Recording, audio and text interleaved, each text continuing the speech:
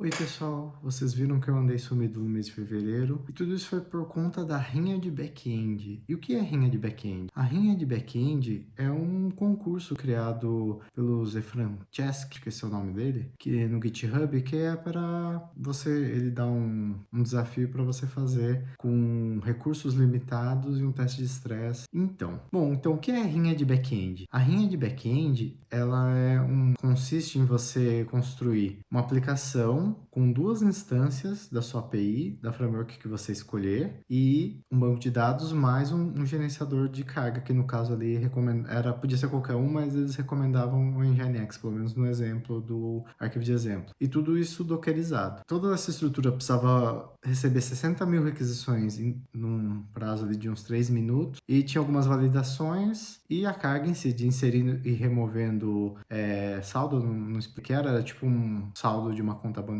então ele tinha uma tabela de clientes e uma de transações. A de cliente ficava o saldo e ela recebia várias transações por minuto e depois tanto de acréscimo quanto decréscimo de saldo. E assim, e também listava o extrato dessas transações. Eu me desafiei inicialmente a fazer apenas em FastAPI. Na verdade, eu queria inicialmente mesmo fazer em Rust, porque esse canal de Rust seria legal fazer em Rust, mas aí, como eu, na verdade, nem estava pensando em participar da rinha, por causa que eu tô com minha agenda um pouco turbulenta, podem ver, né? Que eu tive que parar de gravar vídeos basicamente para poder fazer a rinha.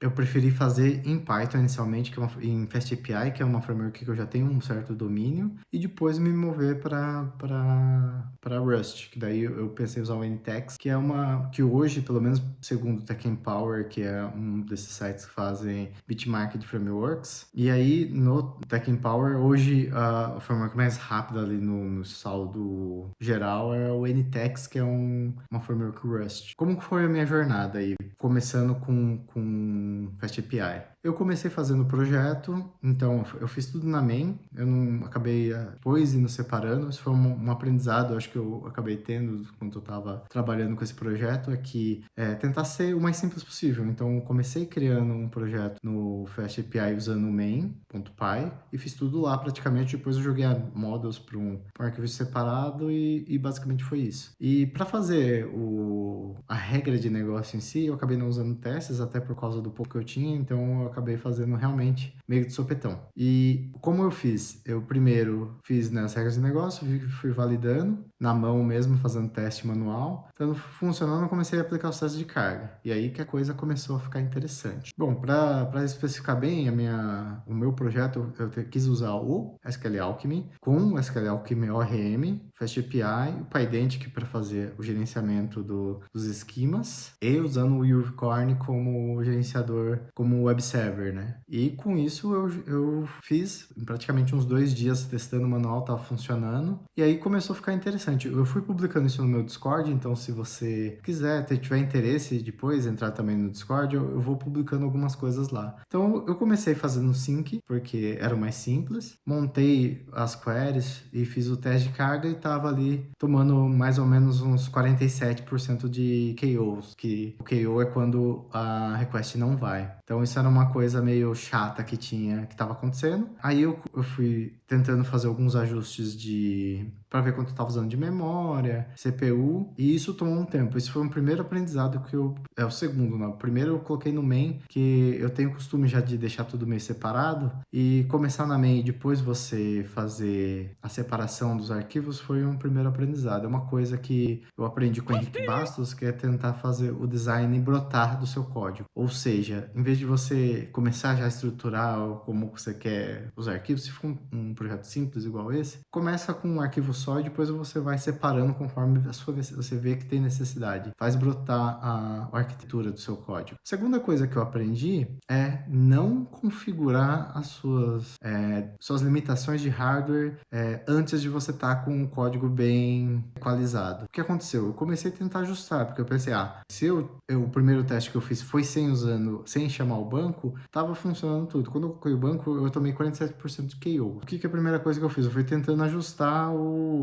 os limites. Porém, seria mais prático para mim, eu perderia menos tempo se eu tivesse deixado sem os limites e ir monitorando pelo sistema. E com os resultados que eu tivesse desses testes, eu fosse regulando minha aplicação. E eu não fiz isso, então eu perdi bastante tempo ajustando e eu cheguei a ter ali basicamente uns 20% que eu com sync. Aí o que eu fiz? Eu mudei para sync. E aí começou a quebrar tudo de novo, porque aí as configurações de hardware mudaram. Então eu perdi o tempo e tive que fazer isso de novo. Então, uma dica que eu dou para quem for fazer teste de carga ou for trabalhar, fazer participar de um desafio igual essa rinha, é tentar primeiro fazer tudo funcionar sem KO, depois que você tá com, digamos, a versão que você espera, você ir ajustando.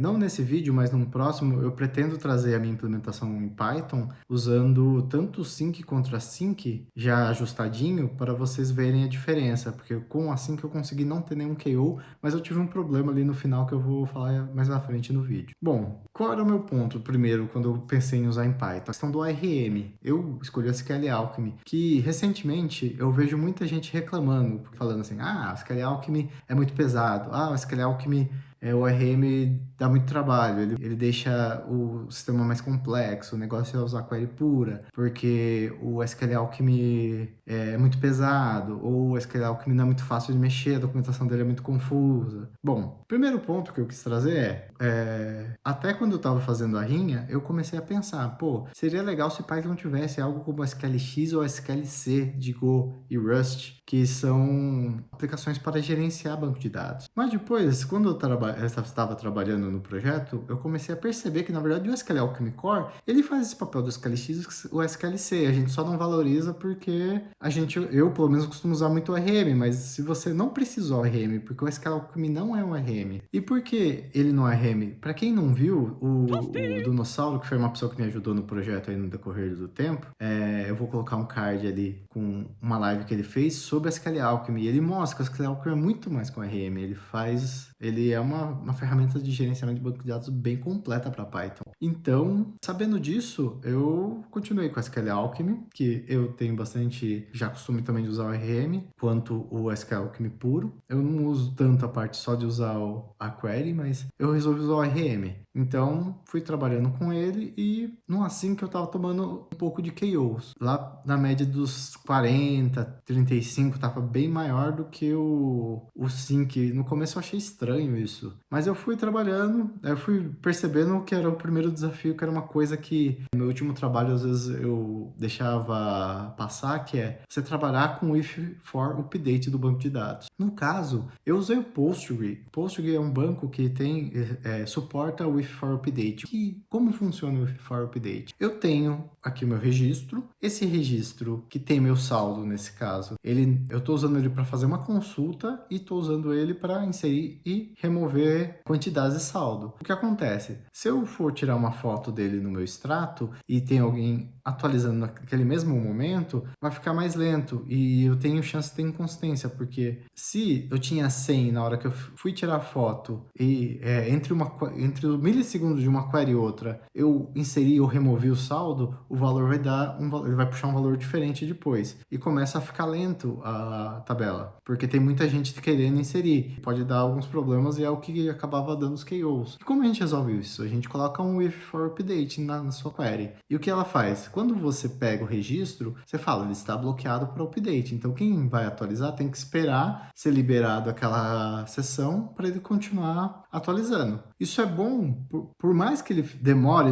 esse tempo entre um está usando e o outro usando, porém ele garante a consistência da sua aplicação, do seu banco de dados e daí você começa a tomar menos KOs, porque ele está esperando. Então, por mais que uma request demore um pouco mais, ele não vai ter várias tentando acessar ao mesmo tempo. Vai seguir uma fila, uma atrás da outra, trabalhando. Com isso, aí eu comecei praticamente a não tomar KOs. Eu, na verdade, estava tomando alguns erros de validação, atenção que foi colocado depois, né, quando eu estava fazendo o desafio, apareceu mais algumas validações e essas estavam quebrando, porque tinha algumas inconsistências, e aí entrou o Dinossauro na brincadeira ali, que ele foi me ajudando a fazer uns túneis, e daí a gente descobriu algumas coisas que foram bem interessantes. A primeira, eu estava fazendo a query usando o Scalar, e fazendo a query dentro do RM, tipo um select, tabela, blá blá blá, como é o esquema do SQL Alchemy. Então, ele sugeriu usar o get. Eu, particularmente, não uso o get no SQL Alchemy porque eu achava que era mais lento, que não era menos performático.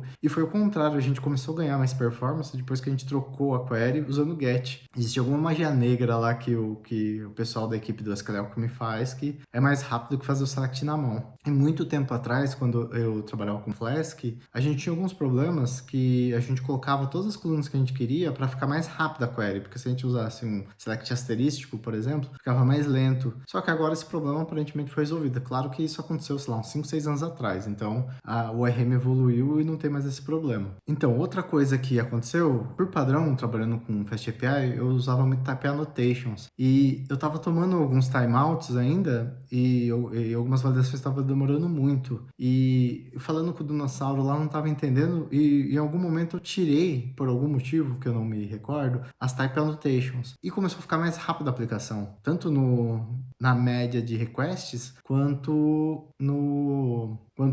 começou a parar de dar esses erros de validação. Aí, testando, eu descobri que quando eu usava o Type Annotation do Session Maker do SQL Alchemy, aumentava muito a lentidão do sistema. Claro, pensando num sistema real, seria ínfimo, mas ali, como eu queria tirar o máximo de performance possível, tirar o Type Annotation do Session Maker dava um grande ganho de performance. E conversando com o Dinossauro depois, ele me explicou que os Type Annotations, eles realmente acabam demorando um pouco mais para resolver. E no caso do Session Maker, eu não sei exatamente qual é o problema, mas eles ainda não são tão performáticos. Então, esse é um ponto que você sempre tem que pensar.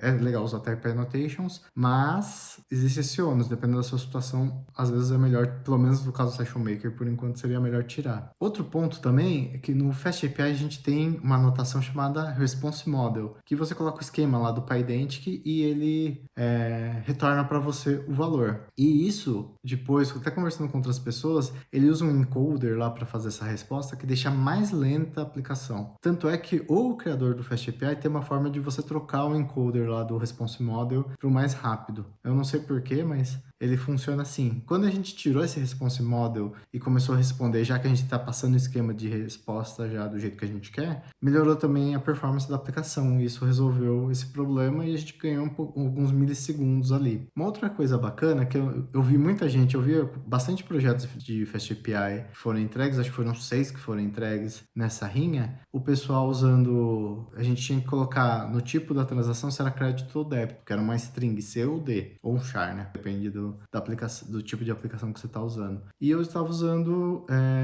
um validation no PyIdentity e depois ele me deu um conselho, o Dinossauro, de usar um string enum, que era uma coisa que eu não tinha usado ainda em Python, um recurso novo, que ele já faz a validação para você e resolve muitos problemas, assim, quando você tem algumas strings que você precisa, você pode colocar como enumerador no seu esquema, que ele vai funcionar bem e você tira um passo de validação. Isso foi uma coisa legal também que eu aprendi, né, durante esse desafio. Outro ponto, PyIdentity, ele é feito em Rust, pelo menos a parte do back-end da biblioteca. Claro, o front-end é uma biblioteca Python. E quanto mais coisas a gente conseguir delegar para o PyIdentity, melhor fica a performance da aplicação. Então, se você está trabalhando com FastAPI ou quer trabalhar, você tem que sempre ter em mente que o que você puder delegar para o PyIdentity de validação é uma coisa interessante. Claro que, por exemplo, nesse caso do string enum era melhor, mas é sempre você ficar atento em tentar deixar o máximo possível de coisas para validar dentro do PyIdentity. Isso ajuda muito no seu processo. Principalmente a questão das annotations pode soar um pouco como corromper a filosofia do FastAPI, mas é bom ter em mente que esse desafio era, pelo menos eu tenho o Reinaldo também que me ajudou muito, mais com um apoio moral do que analisando o código ali, que ele também lançou um projeto que foi bem lá, usando o Axum, que é um outro framework em Rust, e falando com o Reinaldo ali, a gente estava tentando ver o quanto poderia deixar a aplicação assim, com o menor tempo possível. No caso dele, ele conseguiu bater, acho que uma média de, no máximo ali, bater um pico de 250, 240 milissegundos. No meu caso, acho que chegou o mínimo que eu cheguei foi 350, mas isso no topo, que é muito rápido, porque o critério para os vencedores, digamos assim, da rinha, era conseguir 250, até 250 milissegundos em 98% do tempo. Se o máximo da aplicação, por exemplo, do Reinaldo estava dando 200 milissegundos, então ele nunca ia bater o limite. Os dados que ele passou ali de validação, que é 250 milissegundos por 98% do tempo, é um valor bem razoável. Então, quando você está trabalhando, já vou fazer API só em Rust, ou em C++, ou em C, ou em Go, ou o que quer que seja. Na realidade, no mundo real, assim, 250 milissegundos foi um valor médio lá que deu do Reinaldo, e o meu deu 250. Eles são bons valores.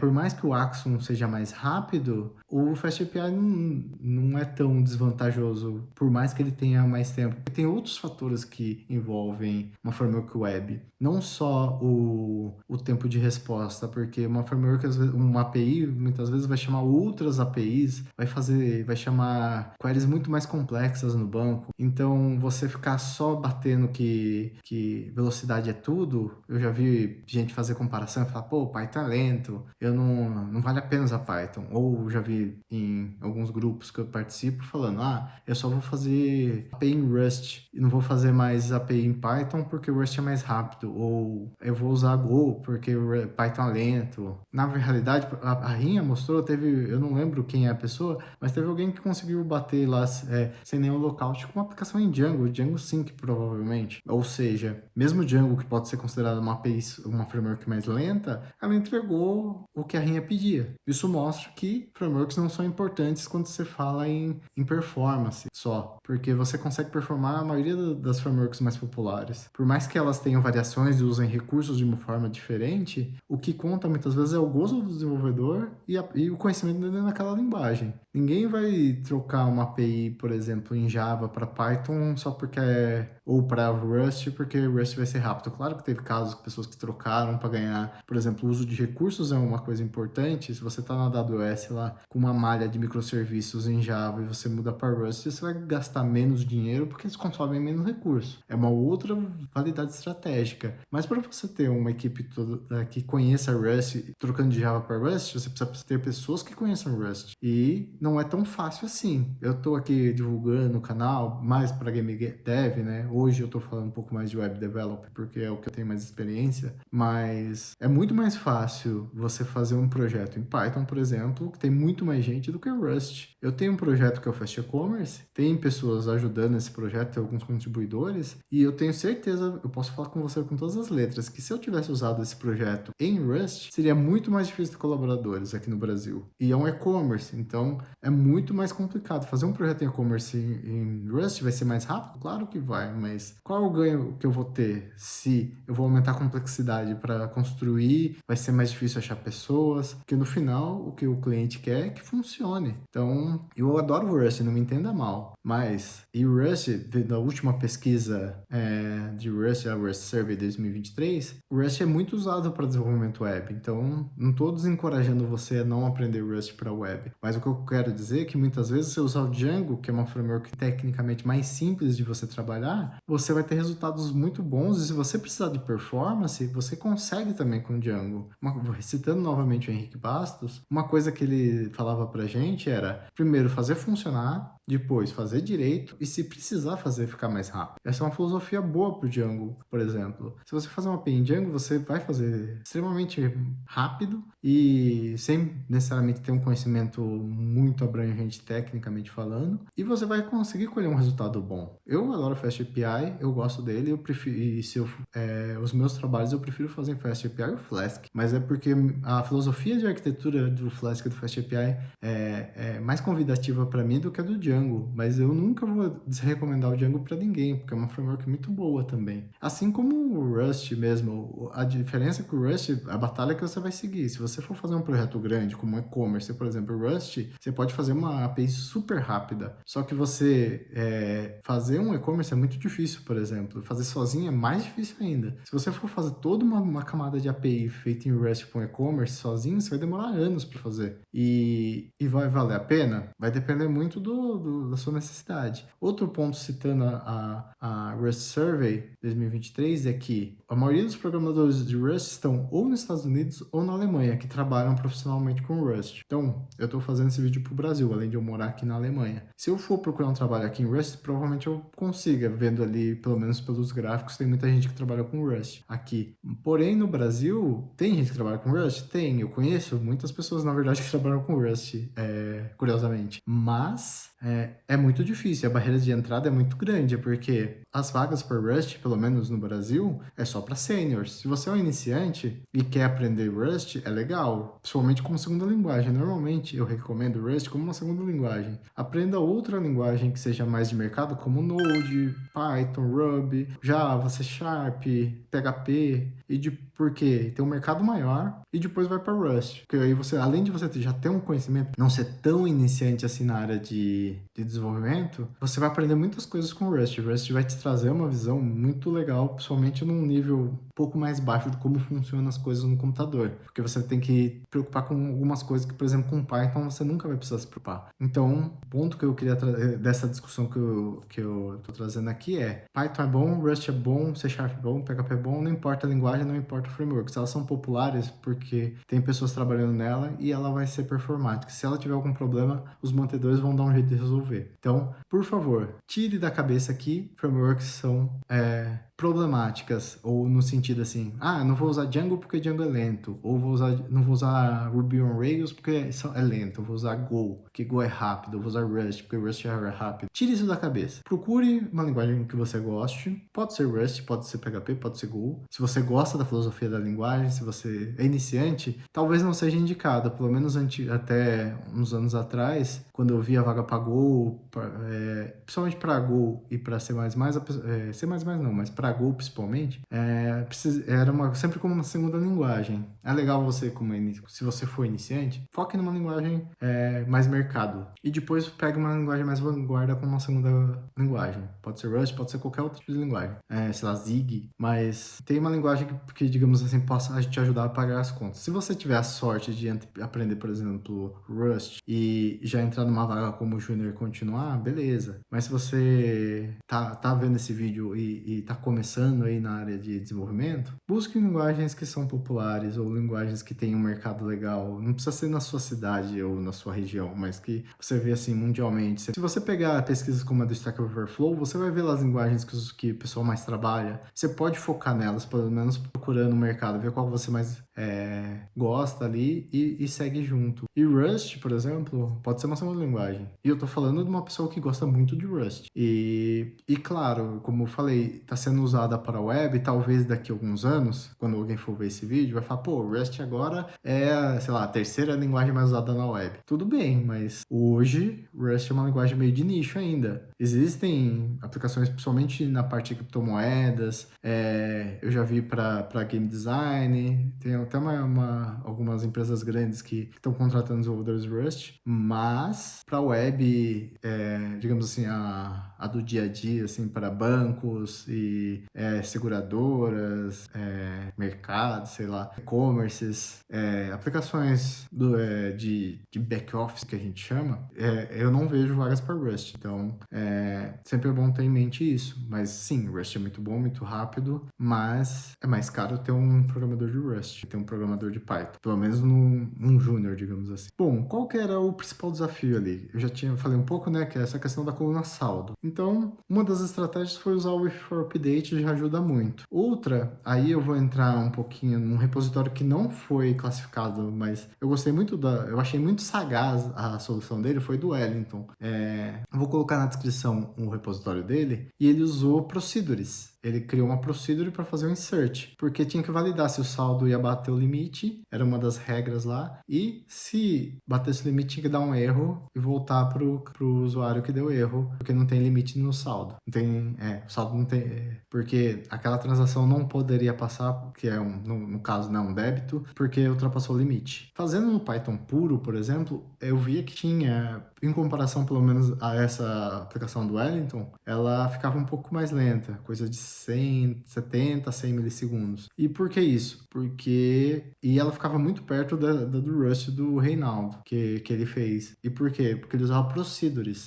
Porque o tempo de uma procedure para fazer essa validação de saldo é muito mais rápida, fazer direto no banco e usa muito menos recurso do que fazer direto na linguagem. Aí foi uma coisa que me perguntaram num dos grupos que eu participo, mas por que então não usar sempre procedures? Qual é o problema das procedures? Antigamente, aí coisa de 20 anos atrás, pelo menos no Brasil, pelo menos que é onde eu tenho conhecimento, muita gente trabalhava com linguagens como Delphi, VB, sei lá, o próprio PHP. O que eles faziam muitas vezes?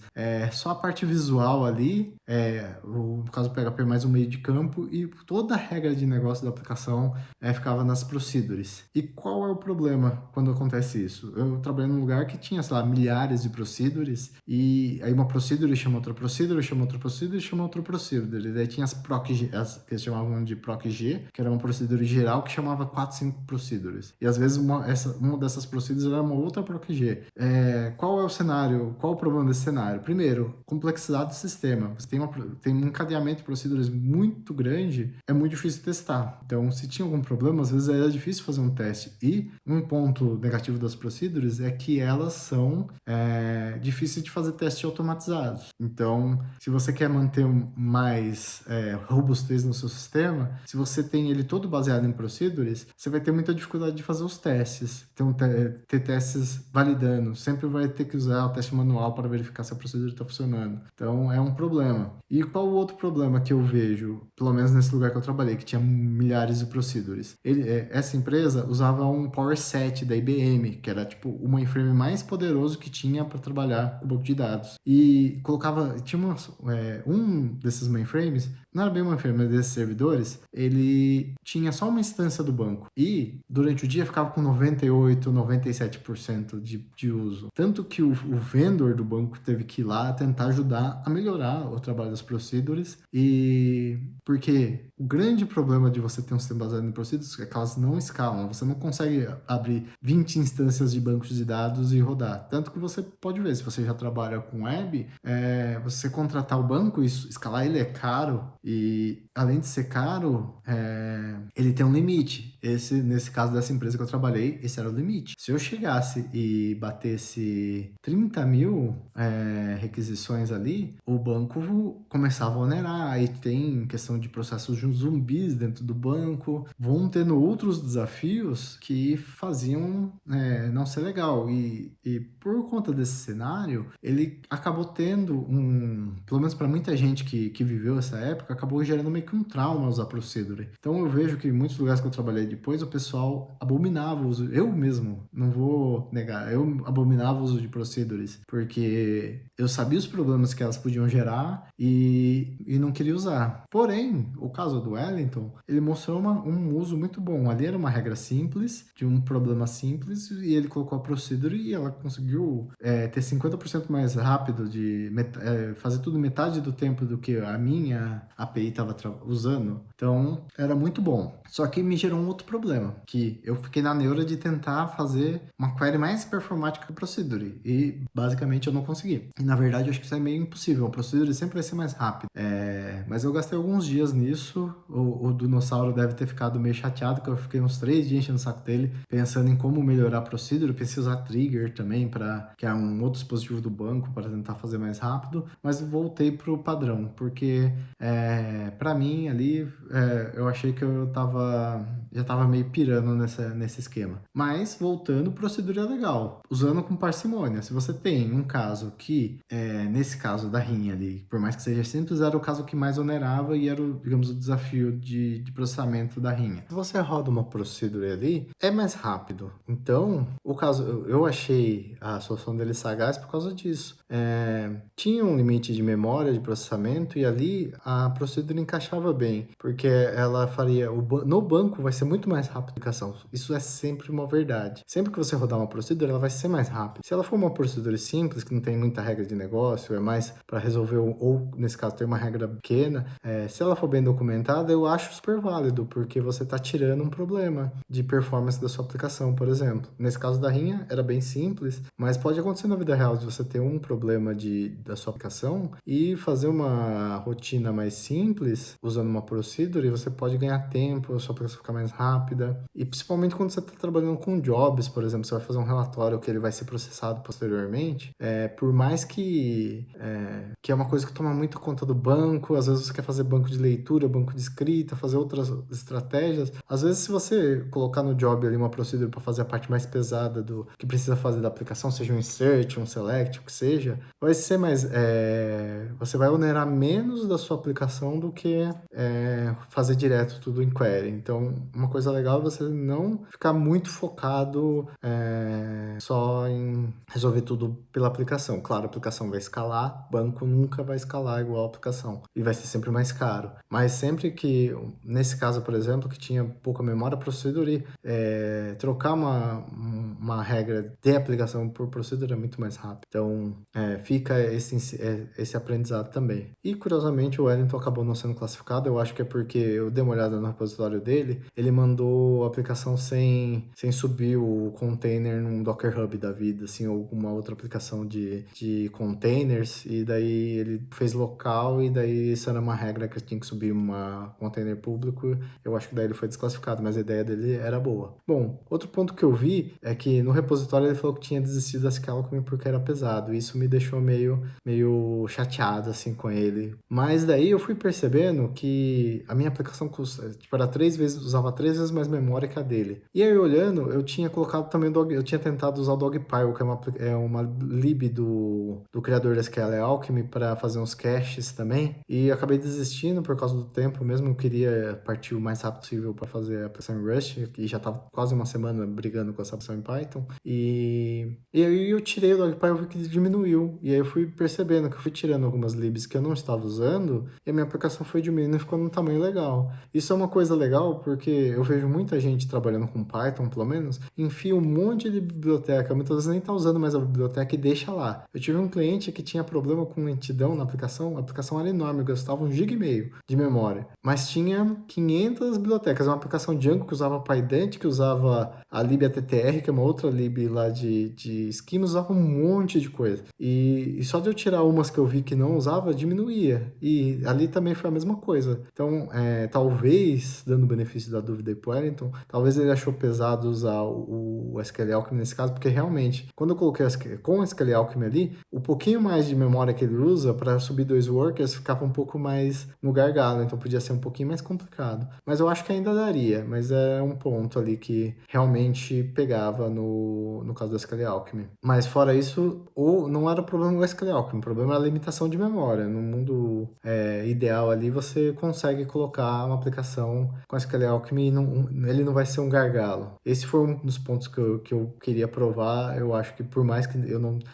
depois eu falo o que aconteceu lá com a rinha, mas eu consegui provar que o SQL Alchemy, ele é performático e ele simplifica muita coisa na sua aplicação e vale a pena usar ele. Por mais que odeiem, sei lá. Voltando nessa história do ORM, tem gente que fala para usar micro-ORM, sei lá, não usar ORM. E na verdade, o SQL Alchemy é um ótimo ORM, ou se você nunca usar o ORM, usar o SQL Alchemy como a interface de comunicação do banco de dados é muito melhor do que você usar qualquer micro-ORM que tem no Python hoje, seja o Pony, pelo menos para projetos grandes. Se você está usando um projeto pequeno, beleza. eu ainda, na minha opinião, não usaria microRM. Eu preferia usar ou a SQL Alchemy usando query pura do que usar o microRM. Pelo menos para projetos grandes. Para projetos pequenos, você quer testar, e o próprio criador do Pony, que é um microRM muito famoso em Python, fala que se você for usar um projeto grande, ele recomenda usar a SQL Alchemy. Justamente porque ele sabe que é a DB que tem mais maturidade. Tem quase 20 anos no SQL Alchemy. Então,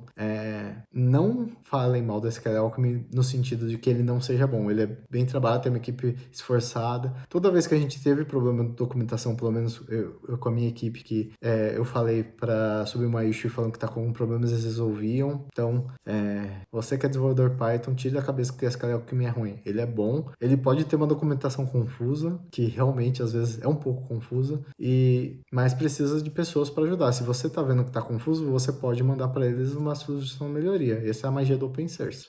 Uma coisa que eu vi do Wellington que tinha diferente da minha, ele tava usando o JUnicorn e eu tava usando o Uvicorn direto. E realmente, por mais que aumentasse alguns megas ali na minha aplicação, subir mais um web server usando o Uvicorn como classe, realmente eu tive um ganho de performance. E isso me surpreendeu um pouco, porque para mim usar o JUnicorn com o Uvicorn seria menos performático na minha cabeça que usar o Uvicorn puro. Porém, ali no teste, pelo menos esse stress que eu fiz, fazendo 5, 6 testes para comparar, e o Uvicorn estava sendo mais lento que usar o JUnicorn com o Uvicorn. Então esse é um ponto interessante para quem faz aplicação para produção. Talvez valha a pena, por enquanto, ainda usar o JUnicorn junto com o Uvicorn do que usar separado. Aparentemente ele trabalha melhor com workers também. Então foi uma coisa meio que surpreendente para mim. Bom, depois disso eu encerrei, e aí eu posso falar qual foi o meu problema com a rinha, né? Bom, eu subi, depois eu fiz mais alguns ajustes ali com o dinossauro. A gente chegou a bater uma velocidade super legal ali, eu tava satisfeito. Eu não consegui resolver a questão da procedure ser mais rápido, mas tava bem satisfeito com o resultado. Tava ali na casa dos 200 milissegundos, assim no máximo a aplicação.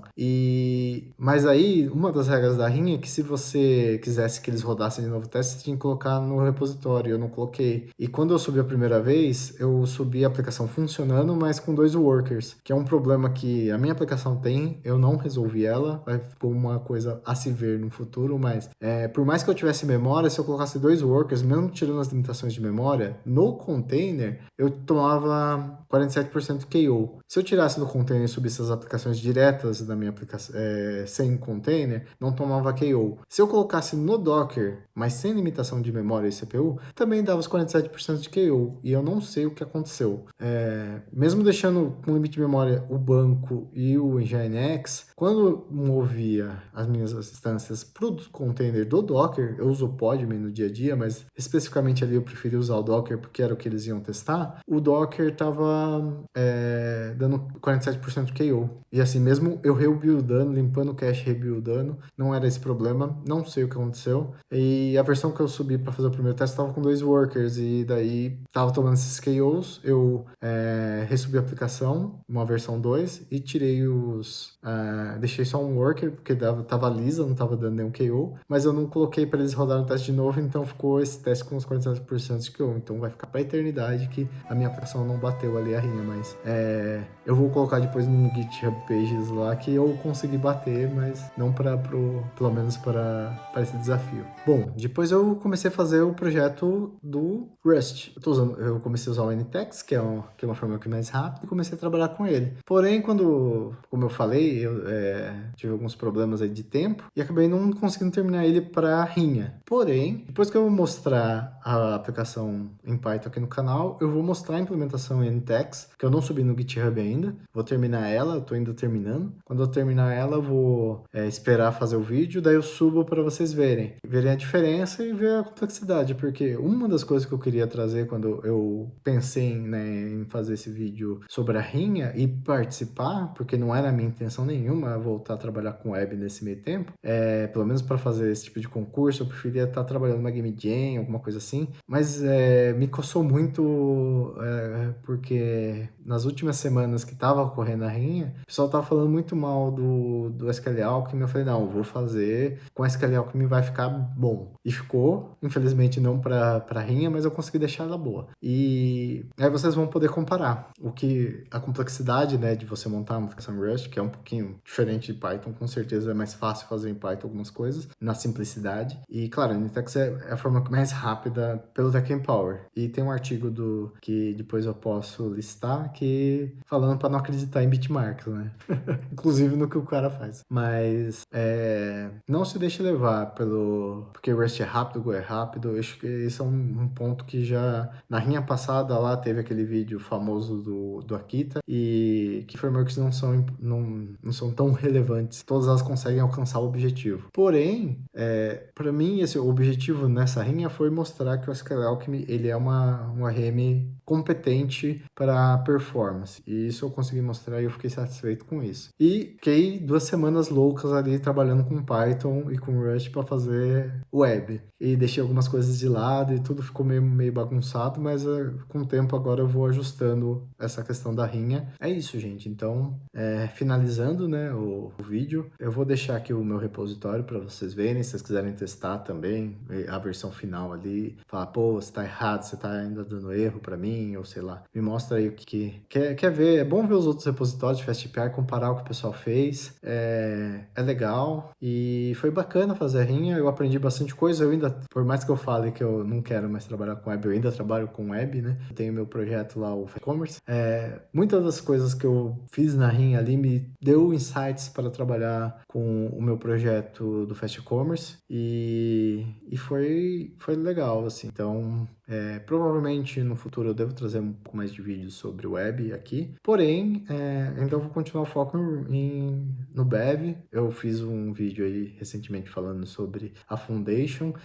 Tô terminando de atualizar o livro da Naomi, deve vir um livro da Foundation mesmo sobre Bev. Eu quero ver se eu consigo ajudar a traduzir esse livro também, porque eu quero que as pessoas conheçam Rust também, a Bev Engine principalmente, ou aprendam Rust, por mais que eu tenha nesse vídeo muitas vezes falado que Rust não é tudo isso, mas não no sentido pejorativo, no sentido que Rust não é a solução de todos os problemas, ele não é uma bala de prata, nem C++, nem C, nenhuma linguagem é bala de prata. Todas elas têm seus prós e seus contras, e por isso que eu quero depois fazer as outras partes aqui do vídeo, mostrando como é uma API em Python usando FastAPI e outra como é o Unitex. Porque se você, por mais que você já tenha alguma experiência, seja um programador já com certa experiência, se você bater o olho na Python e a Rust, você vai ver que existem diferenças ali, existem complexidades diferentes em certas coisas, claro, dão performances diferentes. Tudo bem, às vezes você vai querer fazer uma API em Rust porque naquele ponto específico,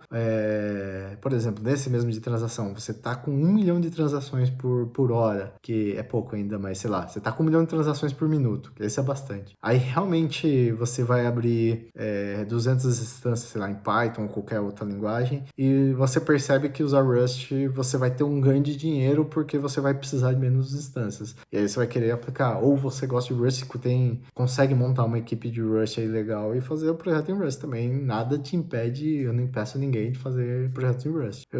Pelo contrário, eu quero que façam mais projetos em Rust, mas o ponto é não achar que Python é ruim ou outra linguagem é ruim porque não é tão rápida quanto o Rust. Cada uma tem seus objetivos ali. E tanto é que Python e Rust trabalham juntos. O que eu falei mesmo, o PyDant, que é feito em Rust, e ele trabalha com Python. Então você pode unir o melhor dos dois. No dia a dia é por isso que eu aprendi Rust, para me apoiar a fazer coisas mais rápidas com Python quando eu preciso de performance. Mas no dia a dia o Python serve muito bem. E um outro ponto que eu queria trazer é essa questão do ARM. E o SQL Alchemy não é um problema, ele é uma lib muito madura dentro de Python. Pode ser que em outras linguagens o ARM sejam piores, sei lá, do que o SQL Alchemy, mas o SQL Alchemy, ele tem uma filosofia boa, tem uma equipe boa trabalhando há muito tempo nessa biblioteca. E você pode não gostar por N motivos, mas falar que ela não é boa, ou que ela é lenta, ou que ela é complexa, complexa talvez ali, por a questão da documentação não ser tão clara, pode até fazer sentido, mas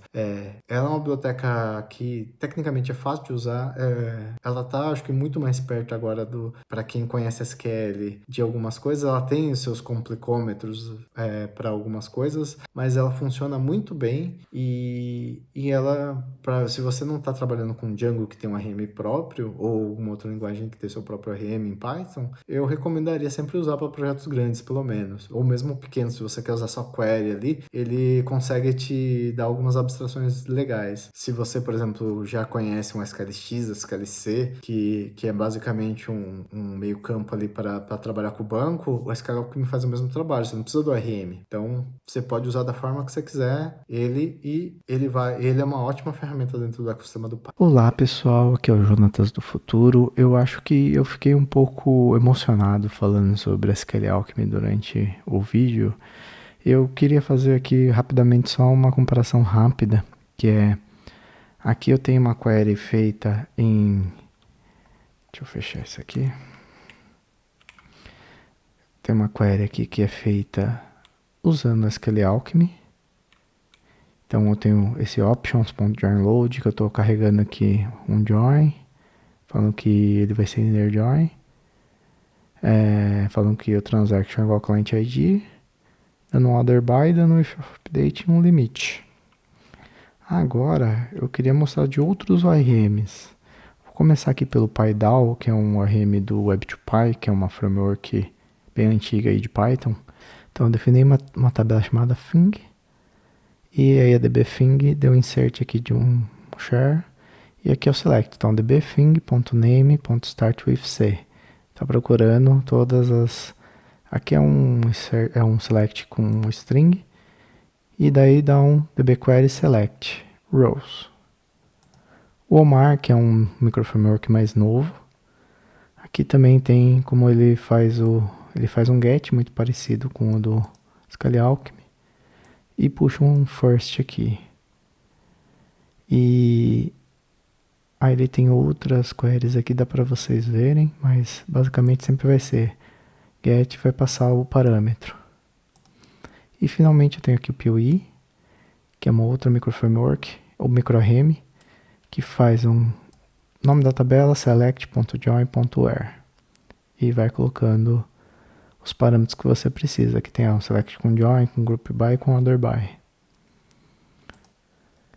Esse aqui é o Pony ORM, que também tem um select aqui pname. Aqui ainda está usando fork também, mas eu acho que eu não peguei nenhum objeto muito, mas ele tem um get aqui que faz um select, mais simples. Bom, aqui a gente tem o Tortoise ORM, que aqui também tem um insert, um create e um search aqui que é um select. E é assim que ele trabalha para buscar as queries. Então com isso, mostra, tem várias formas de fazer. Eu acho que eu fui um pouco emocionado de falar que esses outros ORMs é só para projetos pequenos. Eu acho que se você tem um projeto grande e quer usar algum desses ORMs, você é livre para fazer o que você quiser. Claro que eles são menos populares do que o SQL Alchemy, e alguns recursos deles vão ser mais limitados comparados ao SQL Alchemy, mas eles são plenamente usáveis e você pode usar em produção sem problema. Claro que, por eles serem menores, muito provavelmente, se você for usar, seria interessante também você estar engajado no projeto, vendo problemas, ajudando a resolver os problemas do ORM. Então era mais isso que eu queria trazer. Eu acho que os outros ORMs sim são bons, tem seus pontos fortes e fracos, assim como o SQL Alchemy também tem, mas eu particularmente prefiro usar o SQL Alchemy para meus projetos. É isso, gente. Valeu! Bom, era isso que eu queria trazer para vocês. Se vocês gostaram, não deixem de compartilhar, ative o sininho, se inscreva no canal. Se você gostou aí, você é programador web e quiser compartilhar com outras pessoas aí que não gostam de SQL Alchemy ou que falam mal de Procedure, compartilhe o vídeo aí, que eu acredito que esse vídeo pode acontecer algumas pessoas reclamarem algumas coisas que eu falei, mas tô falando tudo ali embasado nos aprendizados aí da Rinha. Então, sempre que alguém quiser trazer uma oposição contraposição aí do que eu falei, pode argumentar ali também usando um projeto para rinha, porque é um bom ponto de discussão. E se você gostou também, quiser continuar essa discussão lá no nosso server do Discord, eu tô lá também para a gente bater um papo na paz aí, sem briga, porque a minha intenção aqui não é rivalizar ou antagonizar nada, é só a gente trazer os pontos aí do dia a dia e tentar chegar mais perto aí das claras, do que de tirar um pouco os mitos no meio do processo de desenvolvimento. É isso, gente. Então, muito obrigado e até mais.